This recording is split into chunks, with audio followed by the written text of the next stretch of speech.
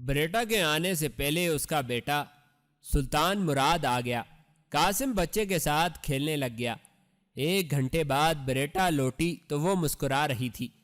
قاسم نے اس کی مسکراہٹ کی وجہ پوچھی تو اس نے کہا، ہماری دعوت قبول کر لی گئی اور رومیل سے تو میں نے پہلے ہی اجازت لے رکھی ہے۔ مقدس باپ ہماری دعوت پر کل رات کا کھانا کھانے ہمارے ہاں تشریف لائیں گے۔ قاسم کو توقع نہ تھی کہ ڈیمونان اتنی جلدی آنے پر تیار ہو جائے گا۔ اس کا خیال تھا کہ وہ مصروفیات کی وجہ سے کئی دن بعد کا وقت دے گا۔ اب قاسم کو جو کچھ کرنا تھا جلدی کرنا تھا، چنانچہ اس نے اپنے کمرے میں جا کر اپنے سامان میں سے کچھ قیمتی اشرفیاں نکالیں اور ایک تھیلی میں بھر کر بریٹا کے پاس لے آیا اور کہنے لگا، یہ لو بہن، مقدس باپ کی دعوت میں نے دی ہے اور اس دعوت پر صرف ہونے والے اخراجات بھی میں ہی فراہم کروں گا۔ قاسم نے بہت کوشش کی کہ بریٹا وہ پیسے رکھ لے، لیکن بریٹا نے صاف انکار کر دیا اور کہا، تم ہمیں شرمندہ نہ کرو، میں تمہیں گھر کا فرد اور اپنا بھائی سمجھتی ہوں، تم یہ رقم اپنے پاس ہی رکھو۔ قاسم نے رقم واپس لے لی اور محتاط لہجے میں بریٹا سے کہا، اب میں تمہیں اپنی کہانی سنانے کے لیے بھی تیار ہوں، اگر تم مناسب سمجھو تو میں اپنے دل کا مدعا بیان کروں۔ میری کہانی بے حد دلچسپ بھی ہے اور دردناک بھی۔ قاسم نے جان بوجھ کر اس قدر تجسس پیدا کیا تھا۔ بریٹا کا بچہ باہر صحن میں کھیل رہا تھا اور قاسم مکان کے برآمدے میں بریٹا کے ساتھ ایک اونچی چوکی پر بیٹھا تھا۔ قاسم کے پرتجسس لہجے سے بریٹا کی دلچسپی اور بڑھ گئی۔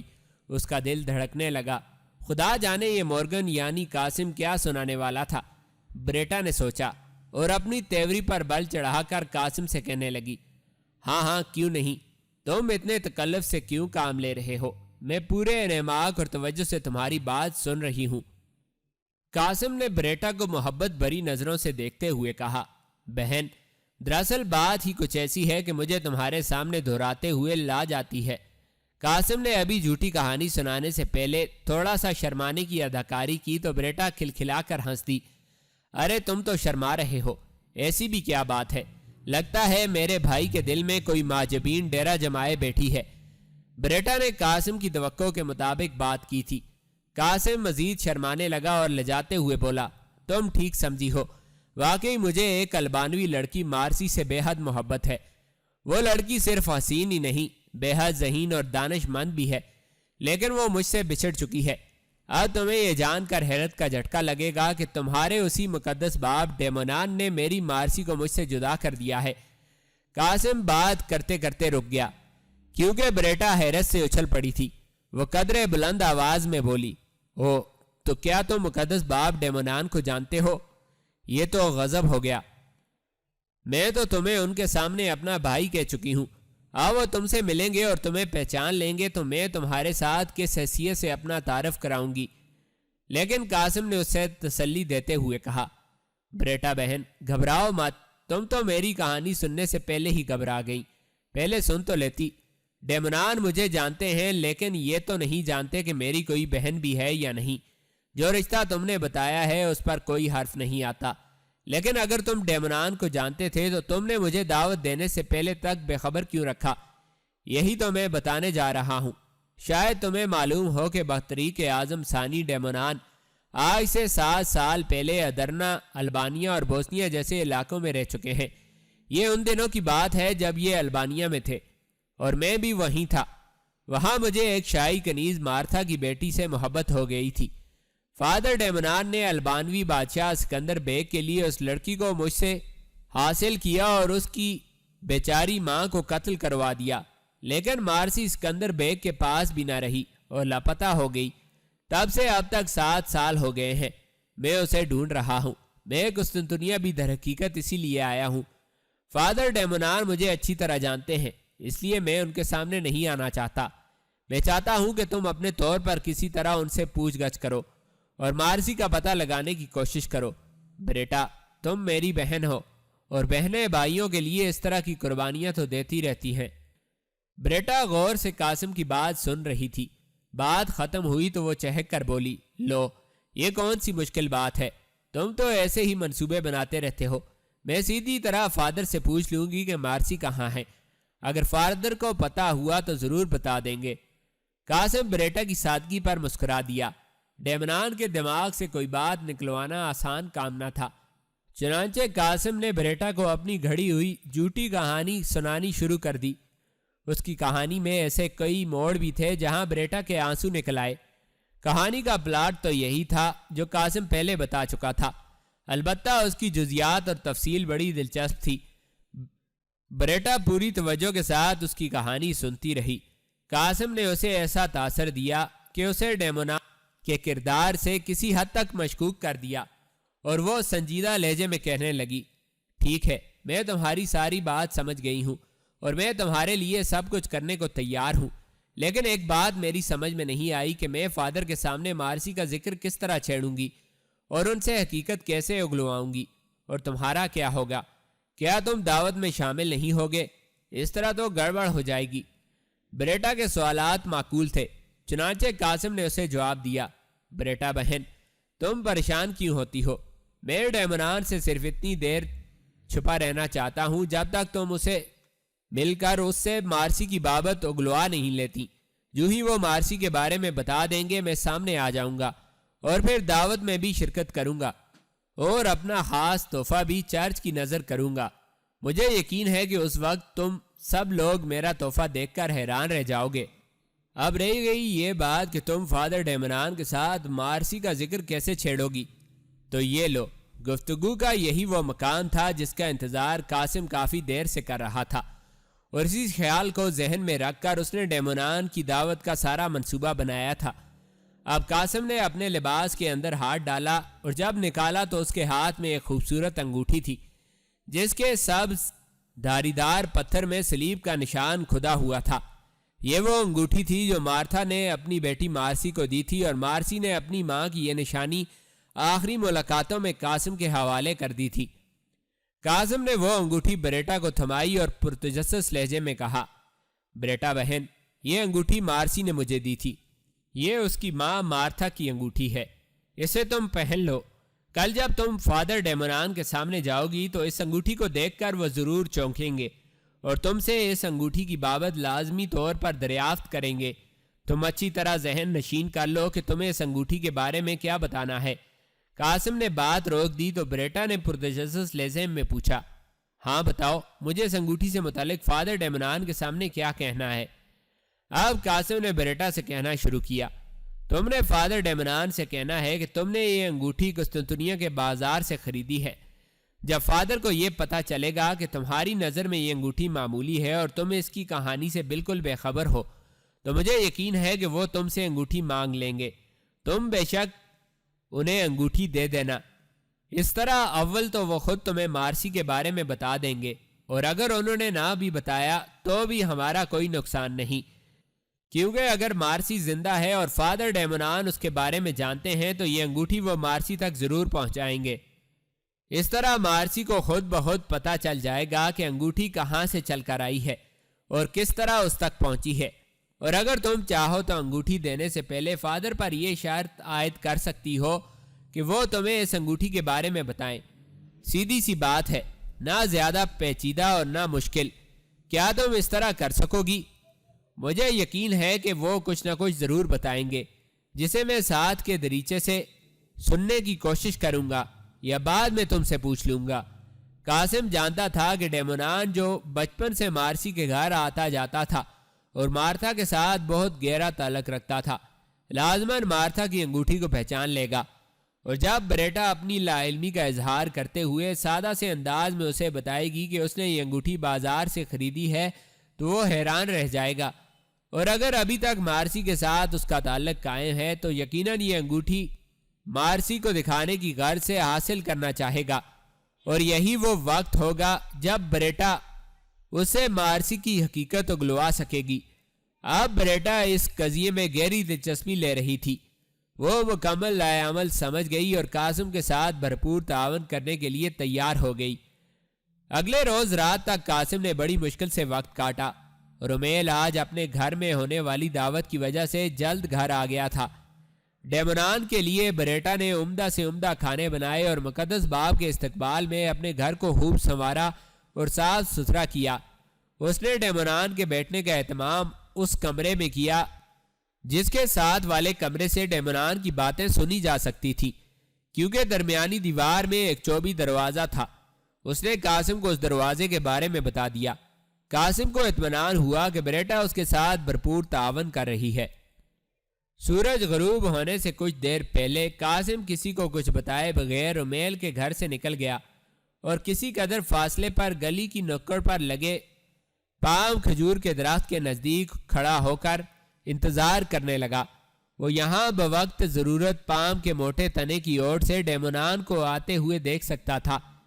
گلی کی نکڑ پر اس کے کھڑے ہونے کا انداز بالکل عام سا تھا۔ گھر میں رومیل نے بریٹا سے پوچھا، ارے یہ مورگن کہاں چلا گیا ہے؟ ابھی تو یہیں تھا، وہ کچھ ضروری سامان لینے کے لیے گیا ہے، ابھی آ جاتا ہے۔ بریٹا جانتی تھی کہ قاسم کس لیے چلا گیا ہے۔ بریٹا نے خود بھی ڈیمونان کے آنے سے پہلے نہا دھو کر نیا لباس پہنا اور دائیں ہاتھ کی انگلی میں مارسی کی انگوٹھی بھی پہن لی۔ وہ تیار ہو کر کمرے میں آئی تو رومیل نے مسکراتے ہوئے کہا، ذہن نصیب، آج تو مقدس باپ کی بدولت ہمیں بھی تمہارے جلوے دیکھنے کو مل رہے ہیں۔ بریٹا کھلکھلا کر ہنس دی، لیکن رومیل نے اس کی انگلی میں انگوٹھی دیکھ کر ایک بار پھر پوچھا، ارے یہ کیا؟ یہ اتنی خوبصورت انگوٹھی کہاں سے حاصل کی تم نے؟ خریدی ہے کیا؟ بریٹا نے فوراً اپنی انگوٹھی کو دوسرے ہاتھ سے ٹٹولتے ہوئے جواب دیا، جی ہاں، مناسب قیمت میں مل رہی تھی، میں نے اس کی خوبصورتی دیکھ کر خرید لیا۔ آج بریٹا اور رومیل کا بیٹا سلطان مراد بھی پرستان کا ننھا سا شہزادہ دکھائی دے رہا تھا۔ بریٹا نے ڈیمونان کے لیے بہت سے کھانے بنائے تھے، ان میں بکری کی ران، مرغابی اور مارخور کے گوشت کے علاوہ ابلے ہوئے چاول اور خمیری روٹی شامل تھی۔ سورج غروب ہونے سے کچھ دیر بعد آیا صوفیہ کی سفید پردوں والی مخصوص بگی رومیل کے گھر کے آگے آ کر رکی۔ ابھی اندھیرا نہیں چھایا تھا۔ قاسم نے پام کے پیچھے سے بگی سے اترنے والے مہمانوں کا جائزہ لیا۔ سب سے پہلے دو نوجوان راہبائیں بگی سے باہر آئیں اور ان کے پیچھے جس شخص نے بگی سے باہر قدم رکھا اسے دیکھ کر قاسم کی تمام حسیات سمٹ گئیں۔ قاسم کے رگو پے میں ایک دم غصے اور انتقام کی شدید لہر دوڑ گئی۔ اس کے سامنے اس کا پرانا دشمن ابو جعفر موجود تھا۔ وہ چاہتا تو آگے بڑھ کر ابو جعفر کی جان لے سکتا تھا، لیکن اس نے صبر سے کام لیا۔ ابو جعفر بطریق کے بھاری بھرکم لباس میں تھا۔ یہ آیا صوفیہ کا مخصوص لباس تھا۔ ابو جعفر کے ساتھ آنے والی نوجوان راہبائیں بھی اپنے مخصوص سفید لباس میں تھیں۔ انہوں نے سروں پر سرخ رنگ کے سکارف باندھ رکھے تھے اور ان کی چال ڈھال سے معلوم ہوتا تھا کہ وہ ابو جعفر کے ساتھ کام کرنے والی اس کی خاص الخاص راہبائیں ہیں۔ یہ لوگ اندر چلے گئے۔ چرچ کی مخصوص بگی رومیل کے مکان کے سامنے کھڑی تھی۔ بگی کے کوچوان نے چند قدم آگے بڑھ کر ایک کھلی جگہ اس بگی کو کھڑا کر دیا اور اپنی نشست کے پیچھے سے سبز چارہ نکال کر گھوڑے کے آگے ڈال دیا۔ بگی میں دو صحت مند گھوڑے جتے ہوئے تھے۔ وہ لوگ اندر چلے گئے اور انہیں گئے ہوئے جب خاصی دیر گزر گئی تو قاسم اس احتیاط کے ساتھ پام کے پیچھے سے نکلا کہ بگی کا کوچوان اسے دیکھے تو ایک عام راہگیر سمجھے۔ قاسم بے پرواہی کے ساتھ چلتا ہوا رومیل کے دروازے کے سامنے آیا اور پھر تیزی سے ڈیوڑی میں داخل ہو گیا۔ ڈیوڑی کی مشعل ابھی روشن نہ کی گئی تھی۔ قاسم ایک کونے میں سمٹ کر اندر کا جائزہ لینے لگا۔ تمام لوگ نشست کے کمرے میں تھے۔ قاسم بڑے آرام سے چلتا ہوا ساتھ کے کمرے میں آ کر دروازے کے نزدیک چھپ گیا۔ یہاں بھی مشعل روشن نہ تھی، البتہ مہمانوں کا کمرہ 3-4 مشعلوں کی وجہ سے روشن ہو گیا تھا۔ یہاں سے مہمانوں کی آوازیں صاف سنائی دے رہی تھیں۔ قاسم دروازے کی ایک جھری سے انہیں دیکھ بھی سکتا تھا۔ نشست کے کمرے میں ڈیمونان، اس کی راہبائیں، رومیل اور بریٹا موجود تھے۔ سلطان کے ہاتھ میں پھولوں کا ایک چھوٹا سا گلدستہ تھا جسے تھوڑی دیر بعد اس نے مقدس باپ کی خدمت میں پیش کر کے بہت سا پیار لے لیا۔ قاسم کو یہ دیکھ کر تسلی ہوئی کہ بریٹا بالکل پریشان نہ تھی، خصوصاً اس وقت جب ڈیمونان نے پوچھا، ارے بھائی، ہماری بچی بریٹا کے وہ دولت مند اور رئیس بھائی کہاں ہیں جو مقدس جنگ کے لیے ہمارے چرچ کو تحفہ نظر کرنا چاہتے ہیں اور جن کے لیے ہم نے آپ کی دعوت قبول کی؟ رومیل نے جلدی سے جواب دیا، مقدس باپ، مورگن بریٹا کا چھوٹا بھائی ہے۔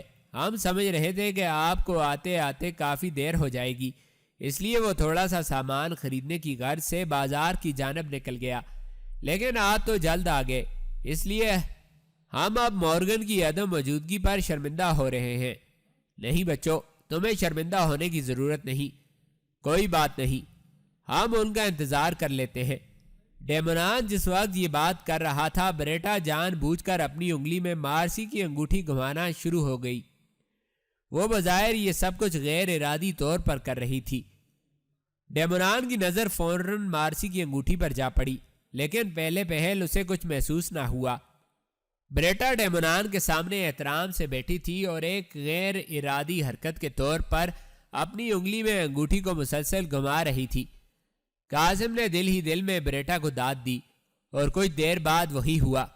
انگوٹھی کو بار بار دیکھنے کی وجہ سے ڈیمونان کے ذہن میں یادوں کے کیڑے رینگنے لگے، اور پھر یکدم اس کے دماغ میں جھماکا سا ہوا اور اسے مارتھا کی انگوٹھی یاد آ گئی۔ ارے یہ تو وہی انگوٹھی ہے جو البانوی کنیز مارتھا ہر وقت پہنے رکھتی تھی۔ اسے جیسے ہی عہد رفتہ کی بات یاد آئی، اس کے دماغ میں چکی چلنے لگی اور اسے حیرت کے جھٹکے لگنے شروع ہو گئے۔ اس نے سوچا مارتھا کی انگوٹھی بریٹا کے ہاتھ کیسے لگ گئی؟ اس کا شاطر ذہن یکدم چوکنا ہو گیا۔ وہ بریٹا کی اس پرخلوص دعوت کو دوہری نظر سے دیکھنے لگا، اور پھر اس نے بالآخر بریٹا سے پوچھ ہی لیا، عزیز بیٹی، ہم دیکھ رہے ہیں کہ تم اپنے ہاتھ کی انگوٹھی کے ساتھ مسلسل کھیل رہی ہو، ہمیں لگتا ہے تمہیں یہ انگوٹھی بہت عزیز ہے۔ ڈیمونان کے پوچھنے کا انداز اس کی عیار ذہنیت کا غماز تھا۔ بریٹا اپنی کوشش میں کامیاب رہی تھی۔ ڈیمونان مارسی کی انگوٹھی کو پہچان چکا تھا۔ بریٹا نے ڈیمونان کی بات کا جواب بالکل عام سے اور معمولی انداز میں دیا۔ مقدس باپ، مجھے یہ انگوٹھی خریدے ابھی چند ہی دن گزرے ہیں۔ میری انگلی میں ذرا سی تنگ ہے، اس لیے کسی وقت بے دہانی میں اسے صحیح کرنے لگ جاتی ہوں۔ میں اس حرکت پر معذرت خواہ ہوں۔ اب بریٹا نے انگوٹھی کو گھمانا چھوڑ دیا اور ڈیمونان کے ساتھ آئی ہوئی راہباؤں کی طرف متوجہ ہو گئی، لیکن ڈیمونان کا ذہن پوری شدت سے مارسی کی انگوٹھی میں الجھا ہوا تھا۔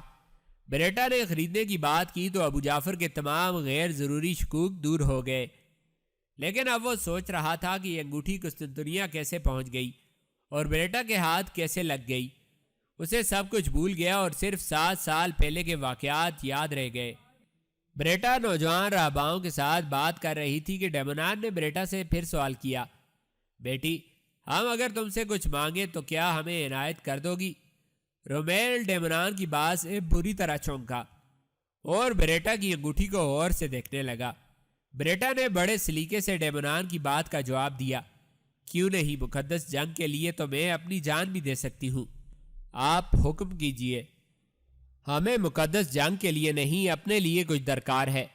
رومیل کو اب پہلے سے بھی زیادہ حیرت ہوئی۔ وہ سوچنے لگا کہ آسمانی باپ کو تو دنیا میں کسی چیز کی ضرورت نہیں ہوتی، پھر یہ بشپ کون سی چیز مانگ رہا ہے؟ اسی اثنا میں بریٹا نے بھی وہی بات کی، مقدس باپ، جو ہم انسانوں کے لیے آسمانی باپ ہوتا ہے اپنے دنیاوی بچوں سے کیا طلب کر رہا ہے، یہ جاننے کے لیے میں بیتاب ہوں۔ ڈیمونان ایک مرتبہ تو سٹپٹا گیا۔ بریٹا نے بات ہی ایسی کی تھی۔ یہ تو سچ تھا کہ ایک راہب جسے دنیاوی علائق سے کچھ غرض نہ تھی، وہ بریٹا سے کیا چاہتا تھا؟ وہ بریٹا سے انگوٹھی مانگتے ہوئے ہچکچا رہا تھا۔ یہ نذوانی انگلی کے لیے بنائی گئی ایک چھوٹے قطر کی انگوٹھی تھی۔ سوچنے کی بات تھی کہ ایک مرد راہب کو اس کے ساتھ کیا دلچسپی ہو سکتی تھی۔ حالانکہ مرد راہب تو ایک طرف، چرچ کی راہبائیں بھی زیورات نہیں پہنتی تھیں، اور پھر اس کے پاس مارسی کی انگوٹھی مانگنے کا یہ جواز بھی تو نہیں تھا کہ وہ دفاعی خزانے کے لیے چندہ مانگ رہا ہے، کیونکہ ایک تو وہ خود کہہ چکا تھا کہ اسے بریٹا کی کوئی چیز اپنے لیے چاہیے، اور دوسرا یہ انگوٹھی اتنی قیمتی نہ تھی کہ دفاعی چندے کے لیے مانگی جاتی۔ وہ سوچنے لگا کہ انگوٹھی کی بات کس طرح کرے، اور کچھ دیر بعد اس نے ایک لمبی سانس لے کر مسکراتے ہوئے کہا، دراصل آپ کی یہ انگوٹھی میرے لیے دلچسپی کا باعث ہے۔ پہلے آپ یہ بتائیے کہ یہ آپ نے کہاں سے خریدی؟ رومیل مسلسل حیرت کا شکار ہو رہا تھا۔ اس نے بریٹا کی جانب استفہامی نظروں سے دیکھا تو بریٹا گھبرا گئی۔ وہ کیا بتاتی کہ اس نے یہ انگوٹھی کہاں سے خریدی ہے، لیکن اس نے اپنی پریشانی ظاہر نہ ہونے دی اور فوراً کہا، یہ انگوٹھی میں نے گزشتہ کرسمس پر غیر ملکی سوداگروں کی ایک دکان سے خریدی تھی۔ اس میں کیا راز ہے مقدس باپ؟ اس میں خاص بات یہ ہے کہ یہ انگوٹھی خداوند یسوع مسیح کی ایک سچی خادمہ کی تھی جو یسوع مسیح کے دین پر قربان ہو گئی، یعنی شہید ہو گئی۔ اس کا نام مارتھا تھا۔ اس کی ایک بیٹی بھی تھی۔ ڈیمونان اتنا کہہ کر یکدم خاموش ہو گیا اور قاسم کی سانس سینے میں اٹکنے لگی۔ قاسم چاہتا تھا کہ ڈیمونان جلدی کے ساتھ مارسی کے بارے میں سب کچھ بتا دے۔ وہ بے صبری سے پہلو بدلنے لگا۔ ادھر بریٹا بھی بے چین تھی کیونکہ ڈیمونان مارسی کے بارے میں بتاتے بتاتے رک گیا تھا۔ بالآخر بریٹا کو خود ہی بولنا پڑا اور اس نے کہا، مقدس باپ، مجھے تو معلوم ہی نہ تھا کہ یہ انگوٹھی اتنی عظیم ہو سکتی ہے۔ مقدس باپ، میں یہ انگوٹھی آپ کی نظر کرنے کے لیے تیار ہوں، لیکن آپ دین مسیح پر قربان ہونے والی مارتھا کے بارے میں بتاتے بتاتے رک کیوں گئے ہیں؟ میں بھی یسوع کی داسی ہوں۔ آپ مجھے اس عظیم خاتون مارتھا اور اس کی بیٹی کی بابت ضرور بتائیے۔ ڈیمونان بریٹا کی بات سنتے ہوئے گہری نظروں سے اسے دیکھ رہا تھا۔ اس کی آنکھوں میں مکارانہ چمک کود کر آئی تھی۔ نہ جانے وہ کیا سوچنے لگا تھا، لیکن پھر کچھ دیر خاموش رہنے کے بعد ڈیمونان نے ایک طویل سانس لی اور کہنے لگا، اس کی بیٹی مارسی اپنی ماں کی طرح دین عیسوی کی سچی خادمہ ہے اور آیا صوفیہ کی مقدس راہبہ ہے۔ میں اسی راہبہ کو تحفہ دینے کے لیے آپ سے انگوٹھی لینا چاہتا ہوں۔ ڈیمونان نے زیر لب مسکراتے ہوئے کہا، اور اس کی بات سن کر بریٹا کے ساتھ ساتھ رومیل بھی چونک اٹھا۔ بریٹا نے حیرت بھرے لہجے میں دریافت کیا، کیا آیا صوفیہ کی مقدس راہبہ؟ کیا نام ہے ان کا؟ مقدس باپ، میں اس عظیم ماں کی عظیم بیٹی کی زیارت کرنا چاہوں گی، سسٹر میری۔ ان کا نام سسٹر میری ہے۔ گزشتہ 7 سال سے مارسی آیا صوفیہ میں راہبہ کے فرائض سر انجام دے رہی ہے۔ یہاں اسے مارسی کے نام سے کوئی نہیں جانتا۔ یہاں سب اسے سسٹر کہہ کر پکارتے ہیں۔ صرف چند پرانے لوگوں کو اس کا یہ اصل نام معلوم ہے۔ چرچ کی دوسری راہبائیں اسے سسٹر میری کہہ کر پکارتی ہیں۔ یہ اس کا مذہبی نام ہے۔ ڈیمونان کی بات ختم ہوتے ہی بریٹا نے جذبات سے لبریز لہجے میں کہا، اوہ بیچاری سسٹر میری، میں یہ انگوٹھی ضرور ان کی خدمت کے لیے پیش کروں گی۔ اب ڈیمونان کے ساتھ آئی ہوئی راہباؤں کے چہرے پر بھی حیرت و احتجاب کا نقش تھا۔ بریٹا نے اس گفتگو کے دوران اپنی انگلی سے مارسی کی انگوٹھی اتار لی تھی اور اب وہ اس کے ہاتھ میں تھی۔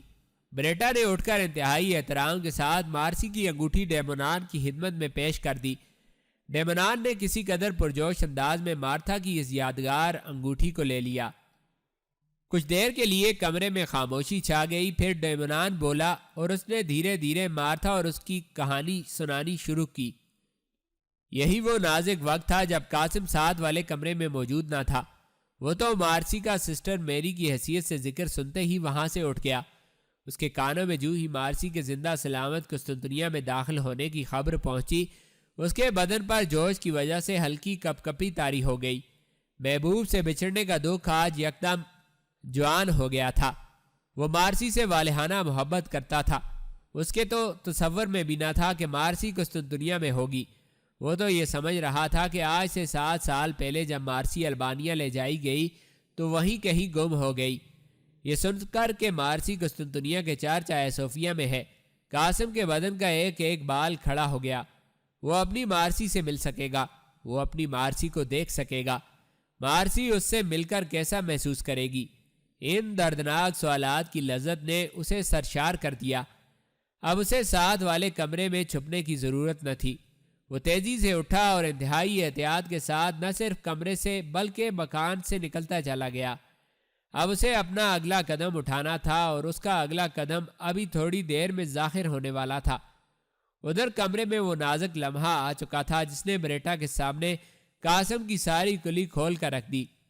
قاسم تو جا چکا تھا، لیکن اب مارسی کی اصل کہانی سن کر بریٹا کے قدموں تلے سے زمین سرکتی جا رہی تھی۔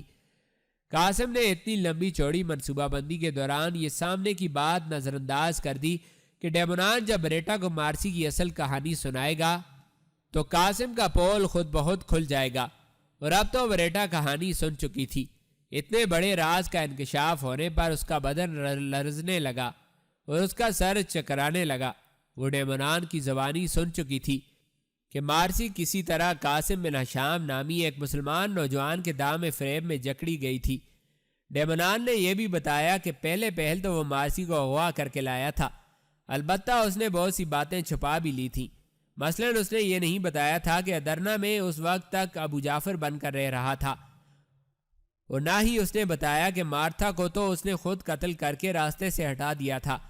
ڈیمونان نے اپنے آپ کو ادرنا میں ایک پادری کے طور پر ہی ظاہر کیا اور اسے بتایا کہ وہ اس وقت ادرنا میں موجود زمیوں یعنی باج گزار عیسائیوں کا پادری تھا۔ ابھی بریٹا یہ سوچ رہی تھی کہ وہ ان لوگوں کے سامنے مورگن کا پول کھولے یا نہ کھولے۔ اسی اثناء میں مکان کے دروازے پر دستک ہوئی۔ کمرے میں موجود سب لوگ چونک اٹھے۔ ڈیمونان نے حیرت سے کہا، کیا آپ کے بھائی گھر میں دستک دے کر آتے ہیں؟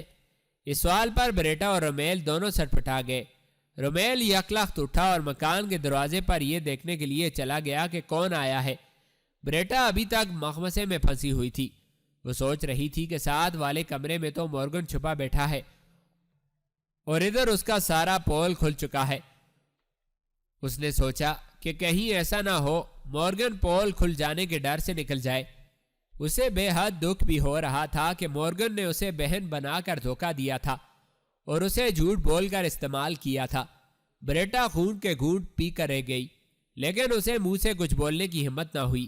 کچھ دیر بعد رومیل لوٹ آیا جس کے ہاتھ میں ایک نیلے رنگ کا چرمی لفافہ تھا۔ یہ بازنطینی دربار کا مخصوص لفافہ تھا جو پیغامات کی ترسیل کے لیے استعمال ہوتا تھا۔ ڈیمونان چرمی لفافہ دیکھ کر چونکا اور فی الفور رومیل سے سوال کیا، یہ کیا ہے؟ یہ تو شہنشاہی پیغام لگتا ہے، کون لایا ہے؟ ڈیمونان بے صبرا ہونے لگا۔ رومیل نے لفافہ ڈیمونان کی طرف بڑھا دیا اور کہا، آپ کے کوچوان کو کوئی سپاہی دے گیا ہے۔ ڈیمونان کے لیے اس طرح کا اتفاق پہلی مرتبہ ہو رہا تھا کہ شہنشاہ نے اسے قسطنطنیہ میں ہی مخصوص چرمی لفافے کے ذریعے پیغام بھیجا تھا۔ اسے بے حد حیرت ہو رہی تھی کیونکہ اس طرح کے لفافے تو قسطنطنیہ کے دربار سے آج سے 7 سال پہلے اس کے پاس ادرنا آیا کرتے تھے۔ اس نے عجلت سے لفافہ کھولا اور اس میں طے کیے ہوئے رکھا ہوا چرمی کاغذ نکال کر تیزی سے پڑھنے لگا۔ یہ واقعی شہنشاہ کا پیغام تھا۔ مہر اگرچہ قدرے پرانی تھی لیکن خط کے اختتام پر اصل مہر بھی لگائی گئی تھی۔ کاغذ حیوانی جلی سے بنا تھا اور اس پر سیاہ روشنائی سے چند سطریں تحریر کی گئی تھی۔ ڈیمونان تیزی کے ساتھ پڑھنے لگا۔ لکھا تھا، مقدس باب ڈیمونان، یہ شہنشاہی پیغام ہے کہ آپ ابھی اور اسی وقت شہنشاہ قسطنطنیہ کیسر قسطنطین کی خدمت میں حاضر ہوں۔ انتہائی اہم اور خفیہ مسئلے پر آپ کو طلب کیا جا رہا ہے۔ فقط شہنشاہ قسطنطین۔ ڈیمونان کا دماغ حیرت کی شدت سے سنسنا رہا تھا۔ آج تک ایسا نہ ہوا تھا۔ اول تو شہنشاہ کا قاصد ڈیمونان سے ملے بغیر واپس نہ لوٹتا تھا، اور پھر اس طرح شہنشاہ نے اسے پہلے کبھی بلایا بھی تو نہ تھا۔ لیکن چرمی لفافہ اور شہنشاہ کی مہر بتا رہی تھی کہ مکتوب سچا ہے۔ ڈیمونان نے ایک لمحے کی دیر مناسب نہ سمجھی اور اٹھ کھڑا ہوا۔ اس نے کھانے کے لیے رومیل اور بریٹا سے معذرت کی اور شہنشاہی پیغام کا عذر پیش کر کے ان دونوں سے اجازت لی اور اپنی رابعوں کو ساتھ لیے شہنشاہ کے محل کی جانب چل کھڑا ہوا۔ شام کب کی ڈھل چکی تھی، رات کب کی شروع ہو چکی تھی۔ جب ڈیمونان رابعوں سمیت رومیل کے گھر سے نکلا تو گلی میں مکمل اندھیرا تھا۔ کوچوان کلیسا کی سفید بگی کو دروازے کے سامنے لیے تیار کھڑا تھا۔ ڈیمونان نے کوچوان کی مستعدی کی دل ہی دل میں داد دی اور کوچوان سے کچھ کہے بغیر بگی کا عقبی پردہ اٹھا کر بگی میں سوار ہو گیا۔ رابعیں بھی اس کے ساتھ ہی سوار ہوئی۔ ڈیمونان نے بیٹھتے ہی کوچوان کو بآواز بلند ہدایت کی، کسرے شہنشاہی کی جانب چلو۔ بگی قسطنطنیہ کی سڑکوں پر دوڑنے لگی۔ ڈیمونان آج ضرورت سے زیادہ بے چین تھا۔ اس کی چھٹی حص آج شروع ہی سے اسے خبردار کر رہی تھی کہ کچھ ہونے والا ہے، اور اب مارسی کی انگوٹھی اور شہنشاہ کے خط کے بعد تو وہ اور بھی زیادہ بے چین ہو گیا تھا۔ اسے کچھ سمجھ نہ آ رہی تھی کہ اس کی چھٹی حص کس قسم کے خدشات کی نشاندہی کر رہی تھی۔ اچانک اسے محسوس ہوا کہ اس کی باپردہ بگی کسی سنسان سڑک پر دوڑ رہی ہے۔ یکلخت اس کے رونگٹے کھڑے ہو گئے۔ یہ کیا؟ کوچوان اسے کہاں لے آیا تھا؟ یہ سڑک شاہی محل کی طرف تو نہ جاتی تھی۔ یہ سڑک تو شہر کی ایشیائی سمت جس طرف آبنائے باسفورس کا تنگ ساحل تھا کی جانب جاتی تھی۔ اس طرف سے قسطنطنیہ کو کوئی خطرہ نہ تھا۔ اسے شہر کی عقبی سمت بھی کہا جا سکتا تھا، کیونکہ اس طرف کی فصیل میں کوئی دروازہ نہ تھا۔ فصیل بھی کمزور اور چھوٹے قد کی تھی۔ عقبی فصیل بعض جگہ سے تو سمندر کے اس قدر نزدیک تھی کہ سمندر کا پانی دیوار کو چھونے لگتا تھا۔